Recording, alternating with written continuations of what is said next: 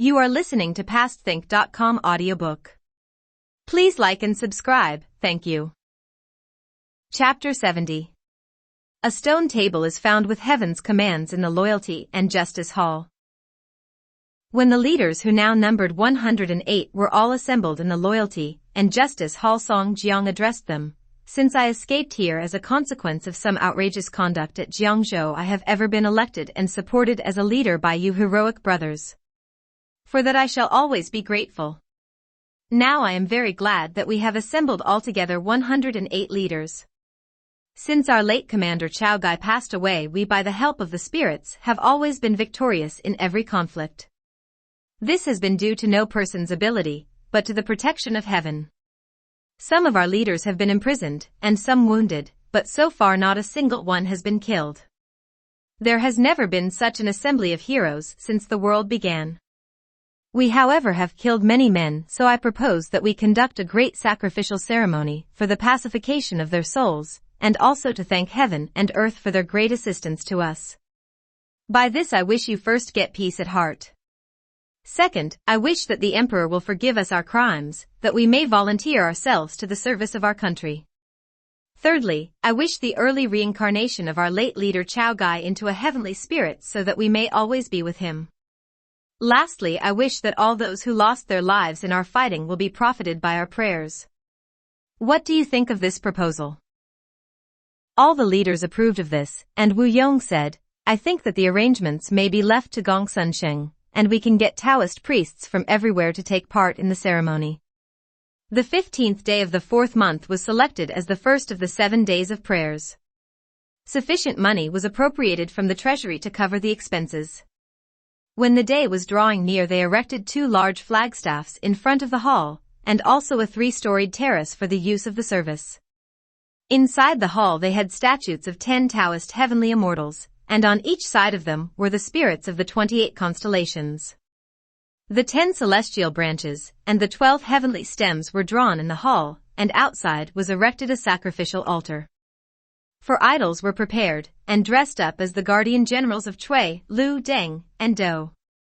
The Taoist priests invited for this service were altogether 49, including Gong Sun Sheng, and they duly arrived on the appointed date.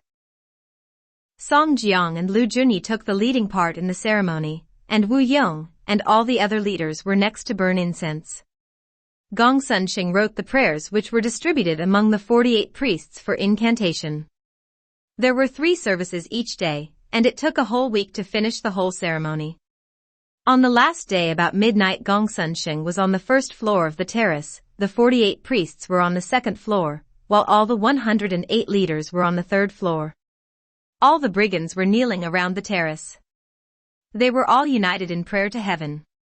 About 1 a.m. a sharp noise was heard in the sky as though a huge piece of silk was being torn apart. Gazing upward, the assembled mass saw in the sky a golden tray with 2 sides elongated. This was known as Heaven's Gates Opened, or Heaven's Eyes Opened. In the bright gap there shone a dazzling blaze of light. Circling around it were clouds of variegated colors. From the middle of the lights came a ball of fire, which descended on the 1st floor of the terrace. It circled round the other 2 floors, and then went to the south side, where it disappeared. The heavens' gates were now closed. The priests and leaders descended from the terrace.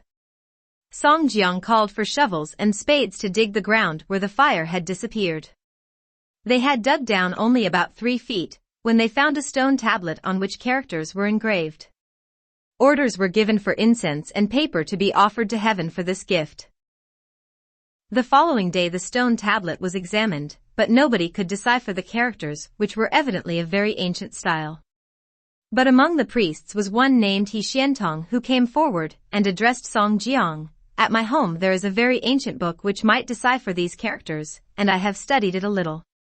He examined the characters carefully for some time, and then said that he thought they were the names of the heroes of Liangshan Marsh.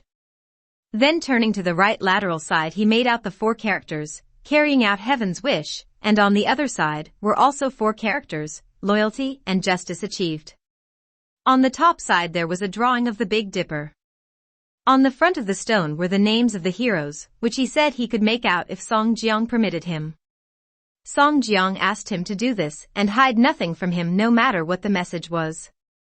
He then ordered Xiao Reng to prepare ink and paper and write down what he Xiantong should decipher. The latter then deciphered one by one all the names of the 108 heroes of Liangshan Marsh, each of whom represented a star in the heaven. When this was all disclosed, the leaders were astonished. Song Jiang addressed the assembly, "Who should know I, a humble clerk, am under a star, but you, my brothers, are also each under a star. Heaven evidently has intentionally brought us all together to uphold the rule of justice.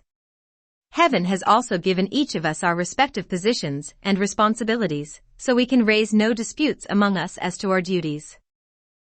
All the leaders replied, "This is the will of heaven, and we will not disobey it."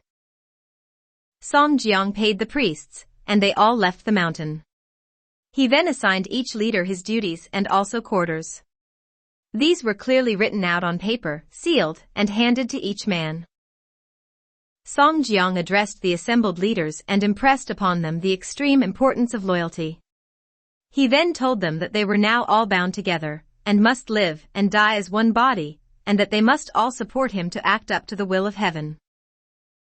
All the assembled leaders took a solemn oath to observe these conditions, and then all swore, "We are all united today, and so we will remain throughout this life. Any one among us who will turn out to be traitor or coward will be noticed by heaven and earth, and be killed by sword or lightning, and his soul will be banished to the afterlife forever, never to be reincarnated in human form." They then pledged each other in wine in which blood had been mixed. So was achieved this great assembly of heroes sworn to unite to uphold justice.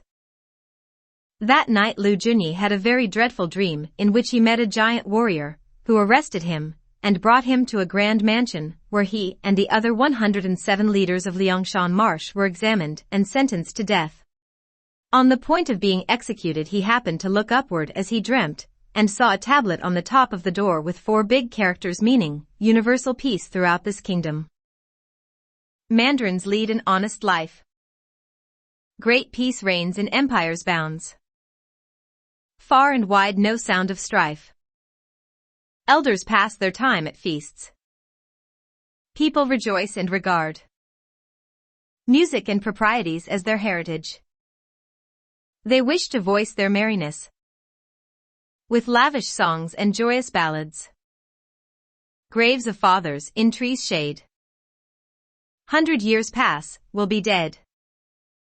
Emperor's taxes being all paid. Suns as warm as fur coat. Zijian's fame sounds in vain. Zhuangzi held official as ox. Verses written when I'm drunk attract no admiration when sung.